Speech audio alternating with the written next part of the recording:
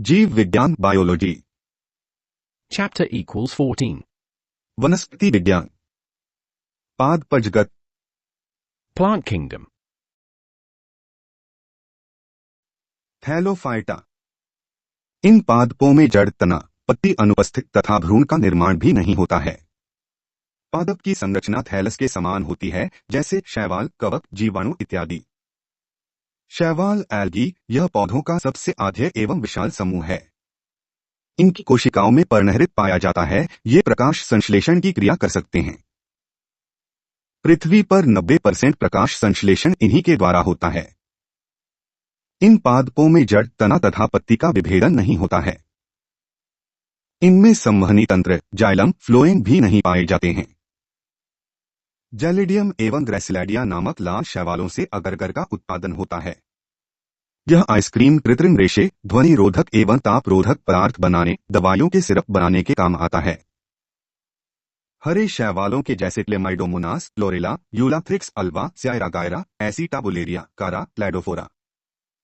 Chlorella को अंतरिक्ष यात्री O2 प्राप्त करने के लिए ले जाते हैं। एसिटाबुलेरिया सबसे लंबी एक कोशिकीय पादप कोशिका है। अल्बा को समुद्री सलाद के रूप में भोजन के रूप में काम में लेते हैं। हाइड्रा के साथ जूक्लोरेला नामक हरा शैवाल सहजीवी संबंध बनाता है। शैवालों में क्लोरोफाइसी हरा वर्णक, रोडोफाइसी लाल वर्णक, फियोफाइसी भूरा वर्णक। ब्रायोफाइटा। इन्हें पादप जगत के उभयचर, एम्फिबियंस ऑफ प्लांट किंगडम भी कहते हैं तथा भ्रूण का निर्माण होता है। ये पादप जनन क्रिया के लिए जल पर निर्भर तथा जीवन की अन्य अवस्थाएं नम एवं छायादार स्थानों पर पूरी करते हैं तथा मृदा अपरदन को बचाते हैं। उदाहरण लिवरवर्ट, हॉर्नवर्ट। इनमें संवहन तंत्र विकसित नहीं होते हैं। टेरिडोफाइटा। प्रथम पूर्णतः स्थलीय पादप। इनमें तने व पत्ती का निर्माण हो जाता है, लेकिन पूर्ण विकसित जड़ों का अभाव। इन पादपों को निषेचन हेतु जल की आवश्यकता होती है। उदाहरण फर्न। कुछ फर्न का बड़े व सुंदर दिखने के कारण उद्यानों में इन्हें सजावट के रूप में उगाया जाता है। जिम्नोस्पर्म या अनावृत बीजी पादप। जिम्नोस्पर्म पूर्ण रूप से सफल स्थलीय पादप है, क्योंकि निषेचन हेतु जल की आवश्यकता नहीं होती है। इन पादपों में जड़, तना, पत्ती पूर्ण रूप से विकसित लेकिन बीज फल से ढके नहीं होते हैं, इसलिए ये नग्न बीजी पादप भी कहलाते हैं। इनका आवास ठंडे शीतोष्ण क्षेत्र, जिम्नोस्पर्म कम जल मात्रा एवं अधिक वायु वेग के लिए अनुकूलित, जिसे ज़ेरोफिटिक अनुकूलन कहते हैं। उदाहरण पाइनस, गिंको, इफिड्रा आदि। आर्थिक महत्व। जूनिपेरस वर्जिनियाना का उपयोग पेंसिल बनाने में, कागज उद्योग में। इफिड्रा की स्पीशीज से प्राप्त एल्केलॉइड को इफिड्रिन कहते हैं, जिसका उपयोग खांसी, अस्थमा तथा ब्रोंकाइटिस के उपचार के लिए औषधि तैयार करने में किया जाता है। एंजियोस्पर्म या आवृत बीजी पादप। ये पादप जगत के सबसे विकसित सदस्य, जिनमें जड़, तना, पत्ती पूर्ण विकसित तथा बीज फल से ढके होते हैं। ये पादप लगभग सभी आवासों में पाए जाते हैं। पुष्पीय पौधों के विभिन्न भागों से मसाले प्राप्त किए जाते हैं, जैसे धनिया, मिर्च, जीरा और सूप आदि। एंजियोस्पर्म पादप बीज पत्रों, सीड कोट की संख्या के आधार पर दो प्रकार के होते हैं। एक बीजपत्री पादप, मोनोकोट्स। इनमें बीज के चारों ओर केवल एक आवरण उपस्थित होते हैं। उदाहरण अनाज, गेहूं, ज्वार आदि। B. Dicots. इनमें बीज के चारों ओर दो आवरण उपस्थित होते हैं। उदाहरण चना, मटर, सेम, फली आदि। पादप आकारिकी, प्लांट मोर्फोलॉजी। आकारिकी मोर्फोलॉजी जीव विज्ञान की वह शाखा है जिसमें पादपों की बाह्य आकृति तथा उसके विभिन्न प्रकारों का अध्ययन किया जाता है। उदाहरण जड़, तना, पत्ती, पुष्प एवं फल। पादप के विभिन्न भाग, different parts of the plant. पुष्पीय पादपों में एक लंबी बेलनाकार अक्ष होती है, जो भूमिगत जड़ तथा हवा में पाए जाने वाले तने में विभेदित होती है। जड़ तंत्र में जड़ें तथा उनकी शाखाएं होती है तथा तना तंत्र में तने, शाखाएं व पत्तियां होती है। जड़, तने तथा पत्तियां पादप के कायिक अंग, वेजिटेटिव ऑर्गन्स होते हैं, जबकि पुष्पीय पादपों में वृद्धि के पश्चात फूल, फल तथा बीज बनते हैं, जिन्हें प्रजनन अंग, रिप्रोडक्टिव ऑर्गन्स कहते हैं। जड़, रूट।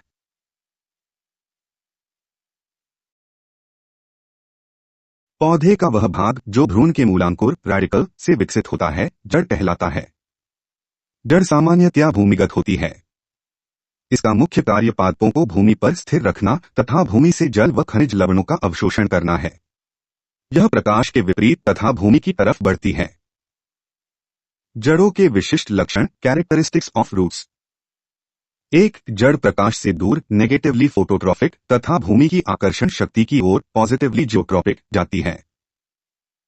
2. जड़ों में पर्णहरिन नहीं पाया जाता है, इसलिए इनका रंग भूरा होता है। 3. जड़ों के शीर्ष पर एक टोपीनुमा संरचना मूलगोप रूट कैप पाई जाती है। 4. जड़ों के शीर्ष पर एक कोशिकीय लंबी पतली संरचनाएं पाई जाती है जिन्हें मूल रोम रूट हेयर्स कहते हैं। 5. जड़ों पर पर्व नोड्स व पर्वसंज्ञा इंटरनोड्स नहीं पाई जाती है। पादपों के जड़ तंत्र रूट सिस्टम ऑफ प्लांट्स। पादपों के साधारणतया 2 प्रकार के जड़ तंत्र होते हैं जो निम्नलिखित है। 1. अपस्थानिक जड़ें एडवेंटिशियस रूट्स। इस प्रकार की जड़ें एक बीजपत्री पादपों में पाई जाती है। इन पादपों में मूलांकुर अंकुरण के बाद शीघ्र नष्ट हो जाते हैं। इनमें प्राथमिक जड़ बहुत ही अकाल्पनिक होती है। बाद में पादपों के किसी अन्य स्थान जैसे तने की निचली पों से जड़ें उत्पन्न होती है। इस प्रकार की जड़ों के समूह को रेशेदार जड़ तंत्र फाइब्रस रूट सिस्टम कहते हैं। अपस्थानिक जड़ों के रूपांतरण मॉडिफिकेशंस ऑफ एडवेंटिशियस रूट्स। अपस्थानिक जड़ें भोजन संग्रह तथा यांत्रिक सहारा देने के लिए विभिन्न प्रकारों में रूपांतरित होती है। 1. कंदिल जड़ें ट्यूबरस रूट्स उदाहरण शकरकंद आइपोमिया बतातास। 2. कंदगुच्छ या पुलिकित जड़ें फैसिक्युलेट रूट्स उदाहरण डहेलिया सतावर एस्पेरगस। 3. तंतुमय जड़ें फाइब्रस रूट्स उदाहरण गेहूं मक्का घास आदि। 2. मूसला जड़ तंत्र टैप रूट सिस्टम। इन जड़ों में मूलांकुर से विकसित प्राथमिक जड़ वृद्धि करके मुख्य जड़ के रूप में होती है। ये जड़ें प्रायः द्विबीजपत्री पादपों में पाई जाती है। मूसला जड़ों के रूपांतरण मॉडिफिकेशंस ऑफ टैप रूट्स। जड़ों द्वारा किए गए कार्य के आधार पर मूसला जड़ों को 3 मुख्य प्रकारों में विभाजित किया गया है। I. Storage roots. कुछ पादपों में प्राथमिक जड़ें भोजन संचित करने हेतु रूपांतरित हो जाती है। ये जड़ें मुख्यतया फूली हुई मोटी होती है तथा निम्नलिखित प्रकार की होती है। A. Fusiform. इस प्रकार की जड़ें भोजन संचय के कारण बीज में मोटी तथा दोनों किनारों की ओर पतली होती है। इनसे द्वितीयक तथा तृतीयक जड़ें निकलती है उदाहरण मूली राफनस सैटिवा। B. Conical. ये जड़ें भोजन संचय के कारण ऊपर से मोटी तथा नीचे की ओर क्रमशः पतली होती है उदाहरण गाजर। C. Tuberous tap roots. ये जड़ें किसी स्थान पर फूलकर मोटी हो जाती है तथा इनकी कोई निश्चित आकृति नहीं होती है उदाहरण mirabilis. 2. Pneumatophores or respiratory roots. ये जड़ें दलदली स्थानों पर उगने वाले पादपों में पाई जाती है। ये ऊपर वायु में निकल आती है तथा इन पर छोटे छोटे पाए जाते हैं जिन्हें न्यूमेथोड्स कहते हैं उदाहरण राइजोफोरा। यांत्रिक सहारा प्रदान करने वाली रूपांतरित जड़ें modified roots for providing mechanical support. आय स्तंभ जड़ें प्रॉप रूट्स उदाहरण बरगद रबर। 2. अवस्थंभ जड़ें न स्टिल्ट रूट्स उदाहरण मक्का गन्ना सॉर्डियम राइजोफोरा। 3. आरोही जड़ें क्लाइंबिंग रूट्स उदाहरण पान मनी प्लांट पोथोस। जड़ों के कार्य फंक्शंस ऑफ रूट्स। 1. ये पादप को यांत्रिक सहायता देती है। ये पादपों की स्थिरता बनाए रखती है। 2. ये मृदा से जल तथा खनिज लवणों का अवशोषण करती है। 3. ये जल तथा खनिज लवणों का परिवहन करती है। 4. कुछ जड़ें भोजन संचित करने का भी कार्य करती है। तना स्टेम। पौधे का वह भाग जो प्राकुम्र रेडिकल से विकसित होता है तना कहलाता है। यह भूमि के ऊपर होता है, प्रकाश की ओर तथा भूमि के विपरीत वृद्धि करता है। यह पेड़ का यांत्रिक सहारा एवं दृढ़ता होता है। तनों के विशिष्ट लक्षण कैरेक्टरिस्टिक्स ऑफ स्टेम्स। 1. तने प्रकाश की ओर पॉजिटिवली फोटोट्रॉपिक तथा भूमि से दूर नेगेटिवली जियोट्रॉपिक जाते हैं। 2. तने पर कलिकाएं बड्स पाई जाती है। 3. तने पर शाखाएं तथा पत्तियां पाई जाती है। 4. तनों पर पर्व व पर्वसंधियां पाई जाती है। तनों के प्रकार डिफरेंट टाइप्स ऑफ स्टेम्स। तने मिट्टी में स्थान के आधार पर निम्नलिखित प्रकार के होते हैं। 1. वायवीय तने एरियल स्टेम्स, ये तने मृदा के ऊपर उगते हैं। उदाहरण नींबू, गुलाब। 2. उपवायवीय तने सबेरियल स्टेम्स, ये तने भूमि पर रेंगते हैं। उदाहरण जलीय पादप, घास। 3. भूमिगत तने अंडरग्राउंड स्टेम्स, ये तने भूमि के अंदर पाए जाते हैं। ये भोजन को संचित कर मोटे हो जाते हैं। उदाहरण आलू, प्याज, लहसुन, हल्दी। तनों के रूपांतरण मॉडिफिकेशन स्टेम्स। पादपों के तने विभिन्न कार्य जैसे पोषण, कायिक संवर्धन, संचय करने हेतु रूपांतरित हो जाते हैं। ये मुख्यतया 3 प्रकार के होते हैं। 1. भूमिगत तनों के रूपांतरण मॉडिफिकेशंस ऑफ स्टेम्स। निम्नलिखित कार्यों को करने के लिए भूमिगत तने रूपांतरित हो जाते हैं। आय चूषक, सकर, उदाहरण केला। 2. प्रकंद राइजोम, उदाहरण अदरक, जिंजर, ऑफिसिनेल, हल्दी, केला। 3. धनकंद कोर्म, उदाहरण जिमीकंद। 4. स्तंभ ट्यूबर, उदाहरण आलू, गुलाब। शल्ककंद बल्ब, उदाहरण प्याज, लहसुन। 2. अर्धवायवीय तनों के रूपांतरण मॉडिफिकेशंस ऑफ सबेरियल स्टेम्स। इनका कुछ भाग भूमि के अंदर तथा कुछ भूमि के ऊपर पाया जाता है। इनमें कायिक जनन भी होता है। ये तने निम्नलिखित प्रकार से रूपांतरित होते हैं। आय ऊपरी भूस्तरी, रन्नर, उदाहरण दूब, घास। 2. भूस्तरी स्टोलन, उदाहरण पौदिना, जैस्मीन, स्ट्रॉबेरी। 3. भूस्तारिका ऑफसेट्स, उदाहरण जलकुंभी, पिस्टिया। 4. चूषक सकर, उदाहरण गुलाब, लिली। 3. वायवीय तनों के रूपांतरण मॉडिफिकेशंस ऑफ एरियल स्टेम्स। ये तने पूर्ण रूप से पृथ्वी के ऊपर होते हैं, जिस पर पर्व संधियां, कनिकाएं, पुष्प, फल, पत्ती आदि होते हैं। वायवीय तने निम्नलिखित प्रकार से रूपांतरित होते हैं। 1. प्रतान टेंड्रिल्स, उदाहरण कुकुरबिटा, लौकी, अंगूर। 2. कंटक थॉर्न, उदाहरण नींबू, बोगेनविलिया, अनार, पोमेग्रेनेट। 3. पर्णकाय फिलोक्लेड, उदाहरण नागफनी, ओपनशिया, कैक्टस, कैक्टस। 4. पत्र प्रतलिका बल्बिल्स, उदाहरण घीगवार, aloe, agave, agave, ruscus, ruscus. तनों के कार्य फंक्शंस ऑफ स्टेम्स। 1. ये पत्तियों तक जल व खनिज पहुंचाने में सहायता करते हैं। 2. इन पर पत्तियां, शाखाएं तथा फल लगते हैं तथा उन्हें इस क्रम में रखता है जिससे उन्हें अधिकतम सूर्य का प्रकाश मिलता रहे। 3. ये पादपों को स्थिर रखता है तथा सहारा प्रदान करता है। 4. ये फूलों को सही जगह पर लगाकर उनके परागण में सहायता करते हैं। पत्ती लीफ। पत्ती के विशिष्ट लक्षण कैरेक्टरिस्टिक्स ऑफ लीफ। 1. पत्ती के अक्ष पर सहायक कलिका होती है।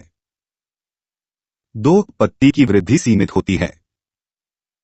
3. यह वृद्धि करते हुए चोटी वाले भाग से विकसित होती है।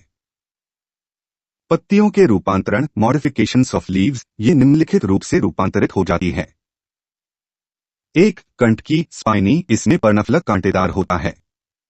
उदाहरण घींगवार, बारबेरी, पीली, कटेली, आर्जमोन एवं अनानास, पाइनएप्पल। 1.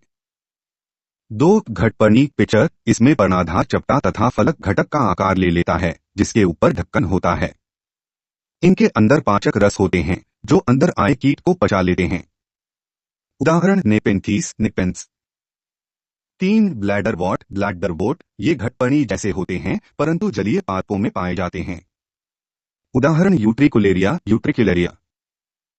4. चूषक पत्तियां सकर लीव्स, ये पत्तियां गूदेदार व फूली हुई होती है जो भोजन, जल आदि का संचय करती है। उदाहरण घींगवार, अंगेव, ब्रायोफिलम। 5. कंटक पत्तियां स्केल लीव्स, ये विशिष्ट पत्तियां होती है जो अपने फूल, कलियां, मुलायम भागों को सुरक्षा प्रदान करने के लिए रूपांतरित होती है। इनके ऊपर एक पारदर्शी परत पाई जाती है जो कंद बनाते हैं। उदाहरण लहसुन, प्याज। 6. रंगीन पत्तियां कलर्ड लीव्स ऑफ ब्लैट, ये पत्तियां कीटों को परागण हेतु अपनी ओर आकर्षित करने के लिए रंगीन रूपांतरण ले लेती है। उदाहरण पाइनसीटिया। 7. पुष्पीय अंग फ्लोरल ऑर्गन्स, ये विशिष्ट पत्तियां होती है। उदाहरण बाह्य बल, दल, पुंकेसर, स्त्रीकेसर। पत्तियों के कार्य फंक्शंस ऑफ लीव्स। 1. ये पादपों में प्रकाश संश्लेषण करने का मुख्य भाग है। 2. पत्तियों पर रंध्र पाए जाते हैं जिनसे वाष्पोत्सर्जन तथा गैसों का आदान प्रदान होता है। 3 वाष्पोत्सर्जन द्वारा पादप में तापमान अनुकूलन बना रहता है। 4 पत्तियां अक्षीय व सहायक कलिकाओं को सुरक्षा प्रदान करती है। 5 कुछ पत्तियां भोजन संचय प्याज में करती है। वर्षी प्रजनन वेजिटेटिव रिप्रोडक्शन एवं परागण पोलिनेशन में भी सहायता करती है। पादप ऊतक जीवों में एक समान कार्य करने वाली तथा समान संरचना दर्शाने वाली कोशिकाओं का समूह ऊतक टिश्यू कहलाता है। कोशिकाओं के बीच पाया जाने वाला तरल पदार्थ ऊतक द्रव्य टिश्यू फ्लूइड कहलाता है। इस ऊतक द्रव्य से कोशिकाएं पोषक पदार्थ न्यूट्रिएंट्स ग्रहण करती हैं तथा उत्सर्जी पदार्थों को इस ऊतक द्रव्य में त्याग देती हैं। ऊतकों का अध्ययन स्टडी ऑफ टिश्यूज औतिकी हिस्टोलॉजी औतिकी को सूक्ष्म शरीर रचना विज्ञान माइक्रोस्कोपिक एनाटॉमी भी कहते हैं। ऊतक शब्द बिशैट ने तथा हिस्टोलॉजी शब्द मेयर ने दिया। हिस्टोलॉजी की स्थापना मार्सेलो मेलपीडी ने की। ऊतक 2 प्रकार के होते हैं। ए पादप ऊतक, बी जंतु ऊतक। ए पादप ऊतक पादप शरीर में कोशिकाओं के समूह को पादप ऊतक कहा जाता है। पादप ऊतक को 2 भागों में बांटा जाता है। 1 विभज्योतक ऊतक, 2 स्थायी ऊतक। 1 विभज्योतक ऊतक मेरिस्टेमेटिक टिश्यू कोशिकाओं का वह समूह जिसमें निरंतर विभाजन हो उसे विभज्योतक ऊतक कहा जाता है। पौधों में वृद्धि मुख्य रूप से सक्रिय कोशिका विभाजन वाले विशिष्ट क्षेत्रों तक ही सीमित होती है। इस क्षेत्र को मेरिस्टम कहते हैं। पादप ऊतक संवर्धन में विषाणु मुक्त पादप प्राप्त करने के लिए विभज्योतक ऊतक का उपयोग किया जाता है। विभज्योतक ऊतक को 3 भागों में बांटा जाता है। आय शीर्षस्थ विभज्योतक ऊतक पौधों की मूल तथा तने के शीर्ष भाग में लगातार विभाजन करने वाली कोशिकाओं के समूह को शीर्षस्थ विभज्योतक ऊतक कहा जाता है। पौधे की लंबाई शीर्षस्थ विभज्योतक ऊतकों के कारण बढ़ती है।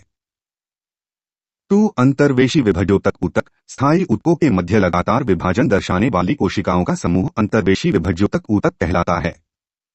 उदाहरण पोएसी कुल घास। पशुओं के घास खाने के पश्चात घास का पुनः बढ़ जाने का कारण अंतर्वेशी विभज्योतक ऊतक है। 3 पार्श्वीय कैम्बियम विभज्योतक ऊतक मेरिस्टेम जो बहुत से पौधों की मूल तथा प्ररोह के परिपक्व क्षेत्रों में होते हैं। विशेष रूप से ये काष्ठीय कक्ष बनाते हैं और प्राथमिक मेरिस्टेम के बाद उत्पन्न होते हैं। उन्हें द्वितीयक अथवा पार्श्वीय मेरिस्टेम कहते हैं। तने की वृद्धि या मूल में वृद्धि अर्थात द्वितीयक वृद्धि पार्श्वीय विभज्योतक ऊतकों के कारण होती है। 2 स्थायी ऊतक जब विभज्योतक ऊतकों में विभाजन की क्षमता समाप्त हो जाती है तो उसे स्थायी ऊतक कहा जाता है। स्थायी ऊतक को 2 भागों में बांटा जाता है। आय सरल स्थायी ऊतक सरल स्थायी ऊतक एक ही प्रकार की कोशिकाओं से निर्मित होते हैं तथा उनके कार्य एक समान होते हैं। उदाहरण पैरेन्काइमा कोलेन्काइमा तथा स्क्लेरेन्काइमा। 1 मृदुतक पैरेन्काइमा इनकी कोशिकाओं के मध्य अंतराकोशिकीय अवकाश पाए जाते हैं। इनकी भित्ति सेलुलोज की बनी होती है। इनकी कोशिकाएं गोल अंडाकार अथवा संकरी होती है। पैरेन्काइमा के निम्न कार्य हैं। प्रकाश संश्लेषण, संचय, स्रवण। बी स्थूलकोण ऊतक कोलेन्काइमा यह द्विबीजपत्री पादपों की बाह्य त्वचा के नीचे पाए जाते हैं। इनकी कोशिकाएं गोल अंडाकार तथा बहुकोणीय होती है। इसकी भित्ति पतली होती है परंतु कोनों पर सेलुलोज पेक्टीन तथा हेमीसेलुलोज पाया जाता है। कोलेन्काइमा के कार्य यह स्वांगीकरण का कार्य करती है। यह प्रारंभिक अवस्था में पादप को यांत्रिक सामर्थ्य प्रदान करती है। सी दृढ़ोतक स्क्लेरेन्काइमा इसकी कोशिकाएं गोल अंडाकार तथा बेलनाकार होती है। इसकी भित्ति लिग्नीन की बनी होती है। इसकी कोशिकाओं के मध्य गर्त पाए जाते हैं। इसमें मृत प्रोटोप्लाज्म पाया जाता है। गुद्देदार पादप की फल भित्ति स्क्लेरेन्काइमा की बनी होती है। उदाहरण अमरूद नाशपाती चीकू। लेग्युमिनेसी कुल के बीजों का आवरण स्क्लेरेन्काइमा से निर्मित होता है। चाय की पत्तियां स्क्लेरेन्काइमा से निर्मित होती है। यह पादप को प्रारंभिक अवस्था में सहारा प्रदान करती है। 2 जटिल स्थायी ऊतक जटिल स्थायी ऊतक एक से अधिक प्रकार की कोशिकाओं से निर्मित होते हैं। यह 2 प्रकार के होते हैं। A, B, जाइलम तथा फ्लोएम संवहन ऊतक है। ए जाइलम जल तथा खनिज लवणों के परिवहन का कार्य करते हैं। जाइलम धनात्मक प्रकाशानुवर्तन एवं ऋणात्मक गुरुत्वानुवर्तन दर्शाते हैं। जाइलम 4 प्रकार की कोशिकाओं से निर्मित होते हैं। 1 वाहिनिकी ट्रैकीड, 2 वाहिका, 3 जाइलम तंतु, 4 जाइलम पेरेन्काइमा। जो जाइलम सबसे पहले बनता है वह प्रोटोजाइलम कहलाता है तथा प्रोटोजाइलम बनने के बाद जाइलम को मेटाजाइलम कहा जाता है। तने में जाइलम मध्य आदिदारुक प्रोटोजाइलम केंद्र की ओर तथा मेटाजाइलम परिधि की ओर होता है। मूल में जाइलम बाह्य आदिदारुक प्रोटोजाइलम परिधि की तरफ तथा मेटाजाइलम केंद्र की तरफ होता है। बी फ्लोएमा फ्लोएम पौधे के विभिन्न भागों में भोज्य पदार्थों के परिवहन का कार्य करता है। यह धनात्मक गुरुत्वानुवर्तन एवं ऋणात्मक प्रकाशानुवर्तन होता है। फ्लोएम 4 प्रकार की कोशिकाओं से निर्मित होता है। 1 सहचर कोशिका, 2 चालनी नलिका, 3 फ्लोएम तंतु, 4 फ्लोएम पैरेन्काइमा। चालनी नलिका में केंद्रक नहीं पाया जाता। पादप हार्मोन। 1 ऑक्सिन। ऑक्सिन कोशिका दीर्घन द्वारा स्तंभ या तने की वृद्धि में सहायक होते हैं। जड़ की वृद्धि को नियंत्रित करते हैं। गेहूं एवं मक्का के खेतों में जवीजन खरपतवार नाशक का कार्य करते हैं। 2 जिब्बरेलिन। जिब्रेलिना कोशिका विभाजन तथा कोशिका दीर्घन द्वारा तने को या बनाते हैं जिसके कारण पौधे बृहत आकार के हो जाते हैं। जिब्रेलिन्स हार्मोन बीजों के अंकुरण में भाग लेते हैं। बीजों की मुषुप्तावस्था को भंग करके उन्हें अंकुरित होने के लिए प्रेरित करते हैं। 3 साइटोकाइनिन। साइटोकाइनिन कोशिका विभाजन के लिए एक आवश्यक हार्मोन है। यह ऊतकों एवं कोशिकाओं का विभेदन का कार्य करती है। 4 एब्सिसिक एसिड। एसिसिक अमन पौधों की वृद्धि को रोकता है। यह पत्तियों के अड़ने की क्रिया को नियंत्रित करता है। 5 एथिलीन एथिलीन। एथिलीन गैसीय रूप में पौधों में पाया जाने वाला हार्मोन है। एथिलीन हार्मोन फलों के पकने राइपनिंग में मुख्य भूमिका निभाता है। नोट एथिलीन के द्वारा पौधों की चौड़ाई में वृद्धि होती है परंतु पौधे की लंबाई में वृद्धि को रोकता है। 6 फ्लोरिजेंस। फ्लोरिजेंस का संश्लेषण पत्तियों में होता है परंतु ये फूलों के खिलने ब्लूमिंग में मदद करते हैं। इसलिए फ्लोरिजेंट को फूल खिलाने वाला हार्मोन फ्लावरिंग हार्मोन भी कहते हैं। पादप रोग। प्रमुख तत्वों की कमी से होने वाले पादप रोग है। 1 जिंक ZN धान में खैरा रोग, 2 जिंक ZN मक्का में सफेद कली रोग, 3 जिंक ZN लिटिल लीफ रोग, 4 बोरॉन B फूल गोभी में ब्राउनिंग रोग, 5 बोरॉन B चुकंदर का हार्ट रॉट, 6 बोरॉन B सेब में आंतरिक टका, 7 कॉपर Cu नींबू में डायबैक रोग, 8 मोलिब्डेनम मो पत्ता गोभी में विक्टेल रोग। पौधों में होने वाले प्रमुख जीवाणु जनित रोग है। 1 आलू का शैथिल रोग, 2 बंद गोभी का कालाग्लन, 3 क्राउन गाल रोग, 4 नींबू का कैंकर। पौधों में होने वाले प्रमुख कवक जनित रोग है। 1 गेहूं का काला कीट रोग, 2 गेहूं का श्लथकंड स्मट रोग, 3 आलू की अगेती अंगमारी रोग, 4 आलू की पहेती अंगमारी रोग, 5 आलू का वाट रोग, 6 मूंगफली का टिक्का रोग, 7 गन्ने का लाल गलन रोग, 8 धान का भूरी पूर्ण चिली, 9 अरहर की ग्लानी। नोट भिंडी का पीत वर्ण शिरा रोग एक विषाणुजन्य रोग है। सफेद मक्खी इस विषाणु की वाहक है। बुकनी रोग पोडरी मिल्ड्यू से प्रभावित पौधों की पत्तियों पर सफेद चूर्ण सा जम जाता है। यह रोग कवकों की कई प्रजातियों के द्वारा होता है। इस रोग से गेहूं, मटर, प्याज आदि प्रभावित होते हैं।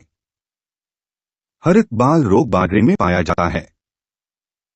पायरिला एक छोटा सा पतंगा है जो गन्ने की पत्तियों एवं तने का रस चूसता है। यह कीट गन्ने के लिए अत्यंत ही हानिकारक होता है। सफेद कीट सरसों का एक महत्वपूर्ण कवक जनित रोग है। इस रोग में पौधे के तने, पत्ती तथा पुष्पक्रम पर गहरे सफेद रंग के चकत्ते पड़ जाते हैं। नोट: यह रोग ब्रेसिकेसी कुल के अधिकांश पौधों, सरसों भी शामिल, को प्रभावित करता है। इसके उपचार हेतु कवकनाशी का प्रयोग करते हैं। करनाल बंट एक फफूंद जनित रोग है। यह गेहूं की गुणवत्ता को प्रभावित करने वाला प्रमुख रोग है जो टैलेशा इंडिका नामक फफूंद से होता है। गेहूं का अर्गट रोग एक कवक जनित रोग है। यह रोग बाजरे को भी प्रभावित करता है।